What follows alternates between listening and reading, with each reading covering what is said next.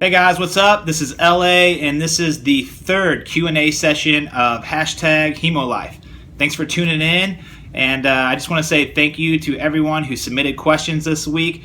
There was so many questions that I'm not even going to be able to get to all of them. So thanks again. If you haven't subscribed, please do so. Let me know. Hit the like button if you like the video.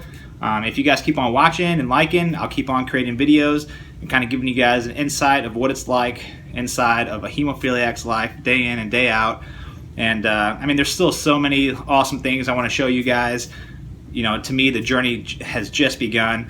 Right now, it's kind of low-key. A lot of different things are happening, so I'm just getting prepared for all of the events that are going to be coming up. Like some of the events and like the journey that I want to take you guys on is going to be my next competition. So I'm going to show you guys the day in, day out lifestyle of what it takes to compete in a men's physique event while having severe hemophilia. So that should show you guys a lot, you know, of the sacrifice that it takes, the responsibility, just the lifestyle changes that you have to make in order to be able to accomplish a goal while having severe hemophilia. So hopefully you guys enjoy it and like all of these videos. And if you guys see, I've got some new HemoLife gear going on. This is a compression shirt, and I also have like a trucker like snapback hat. So if you guys like those, let me know. I'm gonna mess around with like some different materials at first and kind of see which ones I like the best. And then, you know, I posted something on Instagram and Facebook, and I actually got a lot of really good response of people saying that they would wear it or they would buy it. So I might make a bulk order pretty soon if you guys say that you like it and want to wear it. So just let me know if you haven't already. But let's get right into the questions. So one of the questions was from Chris Mills, and he has severe hemophilia A, I think, and he's from Pennsylvania. And he said, you know, he's got pretty bad ankles as well. He has some issues there, and he wanted to know how I work out my calf muscles while having a target joint in my right ankle. He said he had a lot of trouble hitting that muscle. So I completely understand what he's talking about. It's very, very hard. When I was getting ready to compete in the Arnold Classic in March, that was one of my main goals. It was one of my weak spots. And you know, in the men's physique category, they don't judge your upper legs or anything, which is great for me because legs is such a weak spot for me. But they do judge your calf muscles. So I really, really focused on it. And I found one exercise that would work for me because my ankles, they don't bend. So like typically ankles will bend up and down like this. Mine are just completely locked. My toes move up and down, and that's it. So with that being the case, I mean, it's hard to hit that calf muscle. So I'm going to show you a video real quick, and it's going to kind of go over. I did my best. I didn't have anybody to help me videotape, so I kind of videotaped from just like my point of view angle. And I'll kind of walk you through like while you're watching the video, my technique, and see if that helps. And it really, I mean, it's kind of a technique that a lot of people use with a lot of different muscles, but I found it really, really helped me. And honestly, I saw a lot of growth. So give this a shot and check out this video. Alright guys, so I'm going to explain what I'm doing here. I'm not sure the name of this machine, but what I want to try to get across is the overall technique of what I'm doing. As you can see here, with my left hand, I'm tapping on my calf muscle. So I'm really trying to initiate the mind-muscle connection, and you do this by tapping, and you can do this with a lot of different muscles, but it really, really helped me with my calf muscle. So I am performing the exercise to the best of my ability. I know it's not always going to be the correct technique, but the key here is that I'm tapping fast and holding on to my calf muscle, and I'm making sure that I'm feeling that contraction there. And a lot of times I'll hold it and just squeeze as tight as I can. So this would be my recommendation for you guys who have trouble hitting your calf muscle. All right, the next question was, do I have a set workout routine? And the answer right now is, for the most part, I do. It changes frequently because it just depends on what your goal is. So right now, I'm a little bit more flexible with everything, but I'm working out 5 to 6 days a week. And my split typically consists of chest and triceps the first day, back and biceps the next day, shoulders and traps, and then legs. And then on the weekend, I'll I'll pretty much touch up on anything that I want to hit. So if I'm feeling like my triceps need some extra work, I'll hit my triceps. If I feel like I need to hit my lower chest a little bit, I'll do that. So I just kind of touch it up right now. And I'm trying to do cardio almost every single workout. I'll do about 10 to 15 minutes after every single workout that I do. And now that I'm starting to get down to like a lower body fat percentage, I'm starting to see my abs again, which is great because that took a long process. After my competition at the Arnold Classic, I just like binge ate so much and I gained like 25 pounds right away and my abs just completely disappeared. So I've worked hard for like the past, I don't know, few months, and I've really seen some awesome results with my diet and everything. So I'm actually starting to see my abs again, which I'm getting excited. So now I'm starting to implement some more ab workouts like in between whenever I find some free time with my workouts. But yeah, I mean, that's typically the set that I stick with throughout the week. And I'm also starting to like do biceps and triceps 3 times a week instead of just once a week because it's a really weak spot of mine. With my left arm, I can't straighten it out all the way. So it's really hard to hit the bicep, but I've been working really hard on some different movements as well to do that. But yeah, so that answers that question. All right, so the next question was, do I lift heavy weights? And they said, he said that he asked his physician if he could lift heavy weights, and he was instructed not to. And he said he still does, even though the doctor told him not to, but he kind of asked what I do. I enjoy lifting heavy weights, and when I first started working out, that's all I did. I didn't really have a game plan. I didn't have a strategy or a reason why I did what I did. My whole train of thought was, oh, okay, if you lift big, you're going to get big, right? Sounds pretty basic and simple enough.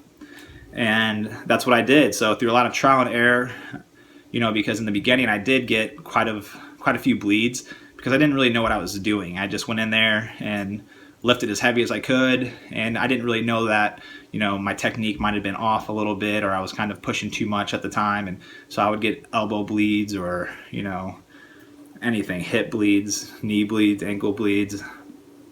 And it took a while, but eventually I had to kind of adjust and go, okay, that's kind of out of my limits. I need to kind of reevaluate things.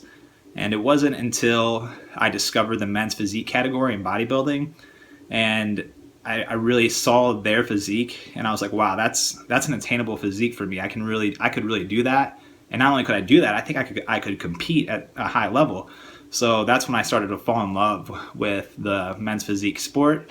And I started doing research like crazy. Every single night I was reading stuff online. I was reading books. I started to follow people on Instagram. And through all of that, I found some mentors that I really looked up to, or some people that were in the industry that I looked up to. And I started implementing things that they were saying. And I've really come a long way. And I'm so much smarter and more knowledgeable now about the science behind why you do what you do. I used to go in and I had zero clue on nutrition and like why people ate what they ate before they worked out, why they ate what they ate after they worked out. So I'm very much more well-rounded now as far as my knowledge base goes. And I really feel like with that, I'm going to kind of continue the process, and hopefully one day I can start helping other people reach their goals as well. But yeah, I wouldn't. As far as lifting heavy, I would just say be careful and start off slow. I would start off slow. I wouldn't start heavy. The biggest piece of advice that I've ever heard from most real successful bodybuilders was to throw your pride out the window. Start light, work on proper technique, and then you're going to see the results. And eventually you'll go heavier and heavier. So I would say stay away from heavy weights at first, and just kind of start low and feel your way through it. So throw your pride out the window. All right, the next question was, how did my tattoo experience go? He said that he was wanting to get a tattoo and then something fell through, but he's still kind of curious on how my experience went overall. And I would say that my experiences, I have about 7 tattoos, and my experiences with getting them have been amazing. So it's pretty simple. I'm going to keep it simple on what I did. Everyone is different, and so everyone kind of needs to evaluate themselves and make their own decision. But for me, I infused before and I infused afterwards. And during the process of getting a tattoo, there was very, very little blood. So, and I'm a bleeder, okay? Just like anyone else. If I'm shaving and I get cut, it's going to take 3 hours for it to heal. And that's a big issue. That's why I kind of keep a beard for the most part, because I don't like to shave. When I cut myself, I get pissed off because I'm bleeding for way too long. So I'm a bleeder, and getting a tattoo, I didn't bleed much at all.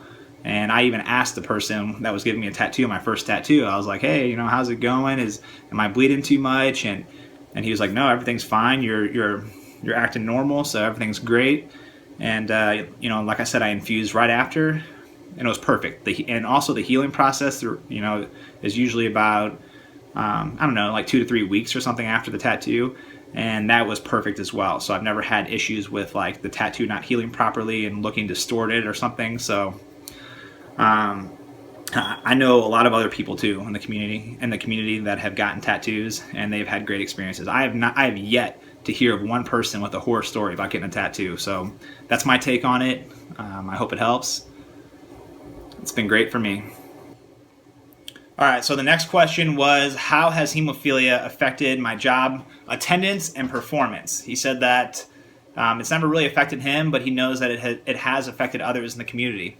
And I feel like that's an amazing, amazing question. It's definitely one of those things that I have a lot of issues with. I don't know the answers to helping people, but I know that if I've had this much trouble, or as much trouble as I've had, then I know that others are struggling as well. And so it's a really, really tough thing. For me in the beginning, I was getting fired a lot, or I was quitting jobs. During that time frame, I was pretty ashamed of my hemophilia though, and so I wasn't really talking about it at that time. I wasn't advocating for myself. I was pretending like my hemophilia didn't exist at all. I never told my friends. I never told my coworkers or my bosses.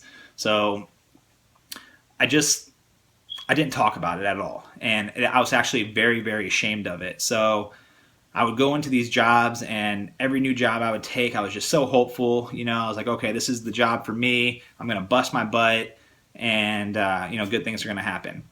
And I would get in, and I would work hard. I would work 8-hour shifts or 10-hour shifts, and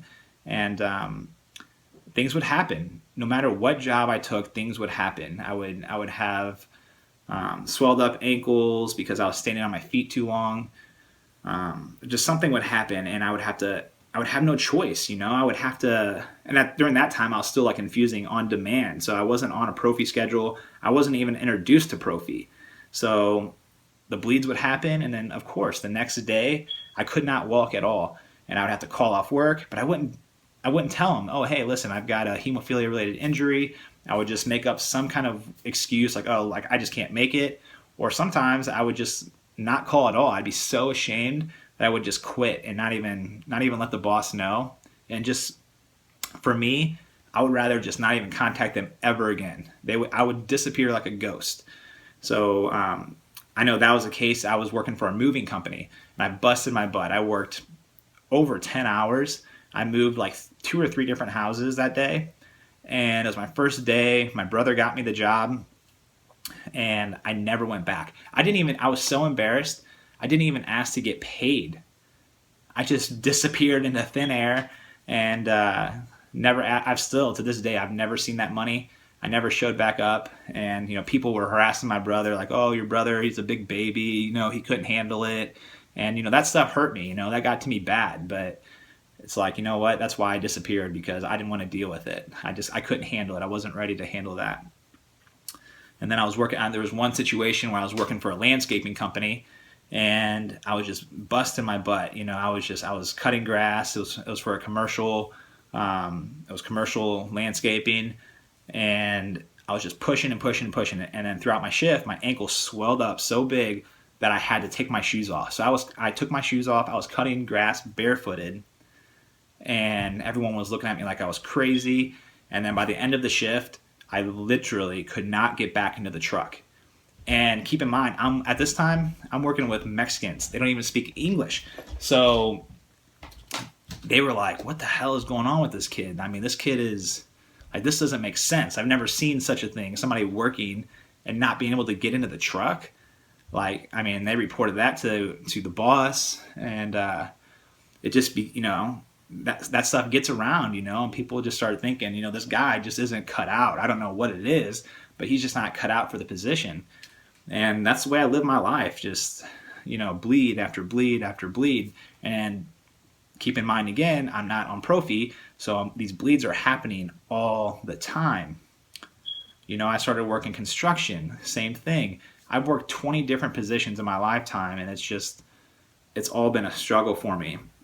But things are getting so much better for me now that I'm being more upfront with my bosses and kind of letting them know like what to expect. But I'm at the point now in my life where it doesn't matter. I've got so much damage to my joints that no matter what type of job I have, I'm gonna struggle, and I need an employer that can understand that, and and help me out. I need, at this point in my life, I need help. I have to be honest. I have to advocate for myself, and I have to tell people, listen, I need help. When I wake up in the mornings, it's not like you guys. I'm struggling. I'm in a lot of pain. I'm taking pain meds to get by. I'm not a happy person in the morning. It takes warming up for me. So I'm doing my best. I'm still adjusting, but I would just say be honest, advocate for yourself. And this new generation growing up on Profi, you guys are going to be successful because you guys are doing things the right way, and your lives are going to be completely different. But I still talk about these experiences because there are still people like myself out there that are struggling. And I want everyone to know that they're not alone, and that, we're all fighting this together still. We're all blood brothers, blood sisters. So we got to encourage each other to keep on making the best out of our situations. And that's why I'm taking on these men's physique goals and stuff like that. And I'm not going to let them go. So I hope that, helps inspires a lot of other people in my same situation. Oh, hello. Come here. Come here. I'll hold you. You want to be on TV? Look. All right, guys. So that's it for Q&A session number 3. If you have any more questions, please send them in to laaguayo1@yahoo.com or send a message on Instagram or Facebook. Remember to subscribe. If you guys like this apparel, let me know. I'll start ordering some so you guys can purchase. And I've got a lot more coming, a lot more material coming, and I'll get to more of the questions that were asked earlier in this week. I had another guy ask me some detailed questions about chest workouts. So I'll get back to everybody on that, but thanks for watching, and I'll see you at the top. Say bye. Say bye. Say bye. Bye.